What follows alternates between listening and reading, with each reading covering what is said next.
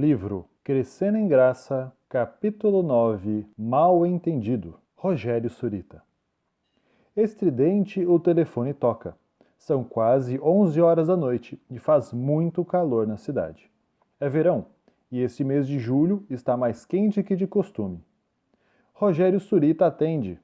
Rogério, vá correndo para a oficina. Acabei de jantar, vou tomar um banho e depois dormir, o que foi? Vai para lá, e rápido. Mas o que está acontecendo? Não faça perguntas, só vá. Escute, Ramon, não me perturbe a essa hora. O que está acontecendo? Nada, só que a polícia já está lá. E desliga. Rogério abotoa rapidamente a camisa e sai correndo. Ramon é seu sócio na oficina. Já faz um ano que trabalham juntos. A sociedade começou porque Ramon tinha o capital e Rogério era um experiente mecânico. Juntaram a experiência e o dinheiro, achando que a oficina seria uma mina de ouro por causa da quantidade de hispanos que moram na cidade. Mas os clientes não aparecem. Rogério tem a fama de ser um bom mecânico, mas as pessoas procuram outra oficina porque cobra mais caro e ainda tem uma fila de clientes insatisfeitos. Por que será que todo mundo se dá bem, menos eu? Pergunta-se sem encontrar uma resposta. Dominado por um mau pressentimento, Rogério sai voando para a oficina, que fica a 300 metros do local. Ele vê as luzes das viaturas de polícia e o coração dispara. Ele se agita e transpira muito. Rogério é um mexicano gordo e alto. Mal cabe no pequeno Volkswagen que dirige. Mas o que pode fazer? Os tempos são de vacas magras e o dinheiro só dá para andar neste carro velho. A oficina em que deposita toda a sua esperança parece um avião que não decola. Você já viu alguma vez um grandalhão tomar pirulito de um menino indefeso? Naquela noite, Rogério sentiu-se como esse menino indefeso cujo pirulito lhe fora tomado. Os ladrões levaram as principais ferramentas, o que significava uma enorme perda. O coração quase se parte de tristeza. Sua pressão sanguínea sobe em demasia e ele passa o dia no hospital. Mas em meio a toda essa dor, o que o deixa mais nervoso é a aparente serenidade do sócio. Ramon sempre lhe pareceu uma pessoa estranha.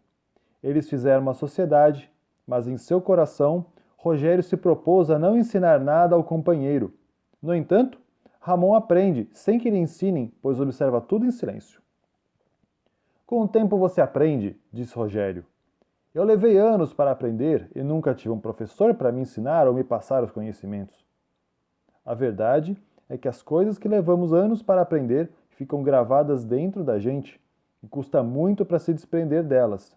Não é que Rogério tenha algo contra Ramon, só que ele sente uma espécie de ressentimento cada vez que o vê entrar na oficina, tão jovem quanto despreocupado. O mecânico luta consigo mesmo, afinal, que culpa tem o pobre Ramon se o sócio já passa dos 50 anos? Nasceu em outra época e passou pelas agruras que passou? Justamente por pensar que já não lhe resta mais nada que seu sócio, para ele é difícil dar, de mão beijada, tantos anos de sacrifício, compartilhando com alguém seus conhecimentos e sua experiência. No entanto, nada disso afeta Ramon. Sempre a cantar, parece um passarinho. É verdade que não fala muito, mas qual seria o problema de se manter assim, em silêncio, se o rapaz é sempre disposto e moderado em tudo o que faz? Eles se conhecem da igreja. Os dois são membros da mesma congregação. Ramon é diácono, Rogério, um desses que ocupam um assento na igreja aos sábados só para criticar as coisas. Ramon vive o evangelho. O dinheiro que investiu na oficina é fruto do esforço e economia. Além de reconhecer que Deus está no controle de sua vida e também devolver o dízimo fielmente, Ramon tem um pacto de fé com o Senhor e sente a mão poderosa de Deus em seus investimentos. Rogério, por sua vez, não crê no dízimo. Ele acha que tudo é um assunto do Antigo Testamento, algo estipulado para o povo de Israel, e procura apoiar suas ideias na pressuposição de que o Novo Testamento não registra qualquer ordem divina de devolver o dízimo. Na tarde do primeiro sábado após o roubo, Ramon fez uma visita ao sócio. Ainda com a saúde debilitada, estava muito calor, mas dentro da casa era mais fresco por causa do ar-condicionado. Ambos se acomodaram na sala de visitas. Para Rogério, aquela visita parecia um tanto estranha, pois Ramon geralmente é uma pessoa de poucas palavras. E nessa tarde, ali estava ele, na sala, sem dizer nada, somente sorria. Para que você veio, se não tem nada para dizer? Ué, quero orar por você. Por nós dois, você quer dizer. Ambos estamos acabados. Não sei, Rogério. Parece que você ficou muito abalado com o que aconteceu. E você não? Era tudo o que tínhamos, rapaz. Ali estavam depositadas todas as nossas esperanças, mas agora não resta mais nada. Como nada? Resta-nos Jesus, meu caro. Você não confia nele? Nós confiávamos nele, não foi? Até dissemos que ele também seria nosso sócio, e veja o que aconteceu. Até que ponto Jesus é nosso sócio, se não estamos devolvendo a ele nada do que recebemos? Pessoalmente, eu lhe devolvo os dízimos, mas como empresa não estamos fazendo nada. E, para o cúmulo, você ainda diz que não acredita no dízimo. Ramon, meu caro, como o dízimo sequer é mencionado no Novo Testamento? Ah, não? E o que foi que Jesus disse? Ai de vós, escribas e fariseus hipócritas, porque dais o dízimo da hortelã, do endro, do cominho e tendes negligenciado os preceitos mais importantes da lei, a justiça, a misericórdia, a fé. Desvieis, porém, fazer essas coisas sem omitir aquelas. Rogério já tem a resposta na ponta da língua. Jesus está se dirigindo aos fariseus e escribas, não aos cristãos. Não, meu amigo, Não, meu amigo, aqui Jesus está repreendendo os fariseus hipócritas, para que não se finjam de devotos, mostrando que dizimam coisas tão insignificantes como endro e cominho, mas ao mesmo tempo passam por alto a justiça e o amor. E conclui dizendo: desvieis, porém, fazer estas coisas sem omitir aquelas. O ensinamento de Jesus é para que estavam presentes naquela ocasião, como também para todos que fariam parte da Igreja de Cristo, em todos os tempos. Ele desejava levar os judeus hipócritas ao arrependimento e à valorização dos princípios de vida. Mas em momento algum, ele disse que não era necessário devolver os dízimos. O dízimo deveria ser apenas uma expressão do que sucede ao coração. Ah, mas no Novo Testamento não há nenhuma outra referência ao dízimo, replica Rogério. Como não? Veja o que está escrito em Hebreus. Esse Melquisedeque era rei da cidade de Salém e sacerdote do Deus Altíssimo. Quando Abraão estava voltando da batalha em que matou os reis, Melquisedeque foi ao encontro dele e o abençoou. Abraão lhe deu a 10ª parte de tudo que havia tomado dos inimigos na batalha. O nome de Melquisedeque quer dizer, primeiramente, rei da justiça. E porque ele era rei de Salém, o seu nome também quer dizer rei da paz. Não se conhece pai, nem a mãe, nem qualquer antepassado de Melquisedeque. E também não se sabe nada sobre o seu nascimento ou sobre sua morte. Por ser como filho de Deus, ele continua sacerdote para sempre.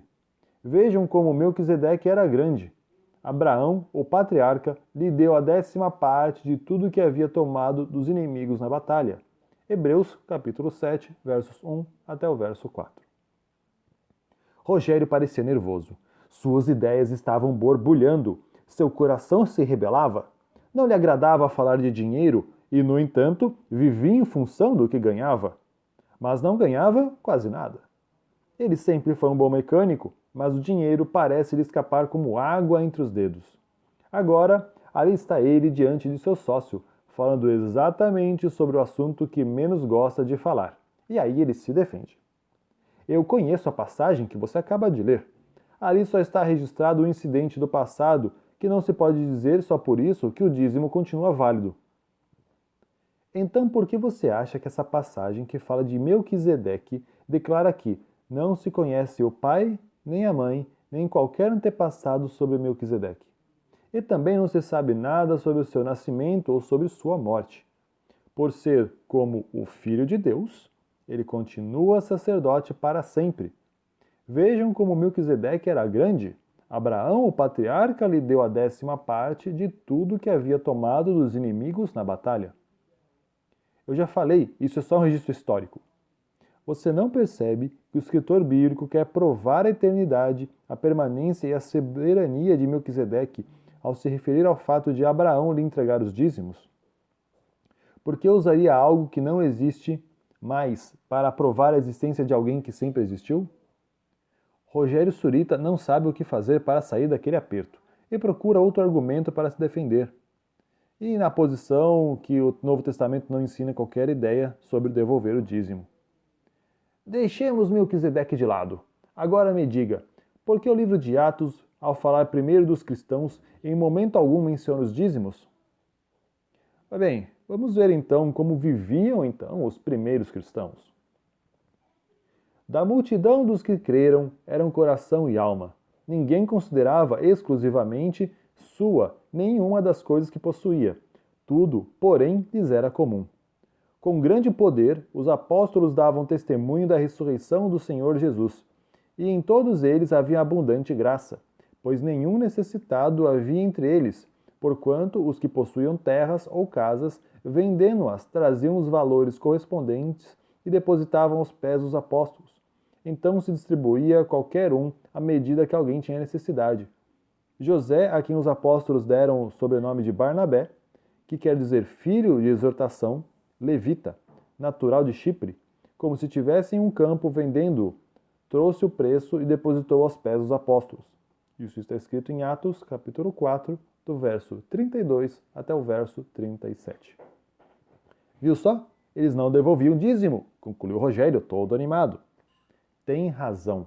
Aleluia! Finalmente você concorda comigo em algo? Claro que sim, Rogério. Mas você gostaria que voltássemos a viver como nos tempos da Igreja Apostólica? Seria maravilhoso. Não teríamos que estar aqui conversando sobre o dízimo e ninguém se sentiria culpado por não devolvê-lo. Bom, eles não davam apenas o dízimo. Eles vendiam as suas propriedades e levavam o dinheiro para os apóstolos, que repartiam segundo as necessidades dos irmãos. Agora eu pergunto, você estaria disposto a dar tudo o que você tem para o Senhor? Quantos de nós venderíamos tudo o que possuímos e levaríamos o dinheiro apurado para os ministros da igreja? Os primeiros cristãos não devolviam apenas o dízimo. A mente deles era tão espiritual que ninguém considerava exclusivamente sua nenhuma das coisas que possuía. Se eles davam tudo o que é possível, que fiquemos procurando como argumento para não devolver apenas a 10ª parte de tudo o que Deus nos dá? Rogério não sabe o que fazer. Olha para todos os lados procurando uma saída. Transpira intensamente, apesar de não estar calor na sala, e reage. Nos tempos do Antigo Testamento, o dízimo era somente um fruto da terra e dos animais. Jamais se menciona dinheiro. Essa é uma evidência de que o dízimo era somente para o tempo em que a vida das pessoas dependia da criação de gado e da agricultura. Tem certeza do que está falando? Ah, certeza absoluta. Então leia o que diz aqui. Quando o caminho te for comprido demais, que os não possas levar por estar longe de ti o lugar que o Senhor teu Deus escolher para ali pôr o teu nome, quando o Senhor teu Deus te tiver abençoado, então vende-os e leva o dinheiro na tua mão e vai ao lugar que o Senhor teu Deus escolher. Rogério se debate no meio de seus preconceitos e incredulidade. Algo lhe diz no profundo do ser que está malhando com ferro frio, pois não há razão bíblica para negar uma mensagem tão evidente. Porém, ele continua argumentando. Para mim, o dízimo foi estabelecido para o povo de Israel e não é mais válido no Novo Testamento. A verdade, Rogério, é que o mandado de devolver o dízimo não foi repetido explicitamente por nenhum dos escritores do Novo Testamento. No entanto, tendo em vista que Abraão devolveu o dízimo antes da formação de Israel, e já que o princípio do dízimo estava implícito antes mesmo que o homem pecasse, porque no Éden Deus havia preservado nele a árvore do conhecimento do bem e do mal, é evidente que a prática do dízimo existia muito antes do tempo de Moisés, não sendo, portanto, exclusiva do povo de Israel. Por consequente, o dízimo não foi posto de lado quando a igreja cristã nasceu. Nem Cristo, nem qualquer escritor do Novo Testamento diminuiu em nada a importância do dízimo. Ah, mas também não disseram nada a favor. Ué, e por que o fariam? Era algo óbvio, tão óbvio que não havia a necessidade de dizê-lo. Se você e eu acabássemos de almoçar, por que eu perguntaria se você está com fome? É lógico que não está. Tem coisas que não precisam ser ditas. Naquela tarde, O diálogo terminou exatamente neste ponto. Ramon foi embora. Rogério ficou em casa, permaneceu na sala. Não na sala de sua casa, mas na solitária e derrotada sala de seu coração. Ele sofre, mas desta vez por causa da sua dor, que não é mais o roubo que fora vítima. Ele sofre a dor da luta interior. Você pode lutar contra qualquer pessoa e haverá somente dois resultados: vencer ou ser derrotado. Mas na luta contra o próprio eu, você fica confuso e acaba se dissolvendo ante a argumentação da consciência. Os argumentos de seu duro coração, acabam se transformando em verdugos que se perseguem até se ficar exausto. Você cai em algum canto da sua própria argumentação. No dia seguinte, que era um domingo, Rogério se levantou cedo e saiu à procura de seu sócio Ramon. Em realidade, estava procurando por si mesmo. Saiu disposto a lutar sua última batalha, a defender as ideias do qual ele mesmo não estava tão convencido. Ele foi conversar com Ramon e dizer-lhe que desejava acabar com a sociedade. Mas, ao longo do caminho até a casa de seu sócio, o Espírito Santo, que não havia deixado em paz na noite anterior, continuou a afligi-lo. E quem vence aquela luta é o mestre dos mestres. Rogério não tinha mais para onde fugir, então ele chorou. Sem se importar com a condição física, ele caminhou sob o sol escaldante. Caminhou para oxigenar a alma. Chorou a dor da vitória, porque há vitórias que são derrotas e derrotas que são vitórias. Com Cristo não existem derrotas, e muitas vezes é da dor que se renasce. São as lágrimas que reagem à alegria mais intensa. Ramon o recebeu à porta. Dali se dirigiram para o jardim. No pomar havia um belo mamoeiro bem nutrido, carregado de frutos. Como pode haver mamões nessa época? Tudo é possível ao que crer, responde Ramon sem esconder o sorriso. Pensei muito durante a noite, balbucia Rogério, tenso. Ramon respeitou o momento. Há tempo para tudo, tempo para falar e tempo para escutar. Aquele era o momento de ouvir. Rogério não disse nada, chorou, simplesmente. Levantou a mão como se pedisse desculpas, depois engoliu a saliva e, finalmente, falou. Não vim aqui para discutir com você? Ou melhor, vim, mas no caminho para cá cheguei à conclusão que nem eu mesmo creio em meus argumentos. Decidi aceitar Deus como o Senhor de minha vida. Quero ser fiel e devolver a Ele os dízimos. Mas você sabe que estou cheio de dívidas e não sei o que fazer. Ramon se dirigiu à casa e voltou com o livro do Espírito de Profecia e leu. Tem-me dado o Senhor ultimamente testemunhos especiais para transmitir quanto às advertências e promessas por ele feitas, por intermédio de Malaquias. Depois de eu ter falado com grande franqueza à igreja de Sydney, na Austrália, e colocar meu casaco no vestuário, foi-me feita a pergunta: Irmão White, acha que meu pai deve devolver o dízimo?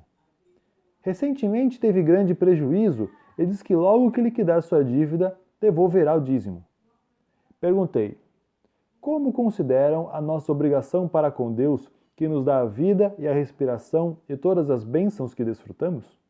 Vocês desejam que nossa dívida para com Deus fosse continuamente aumentando?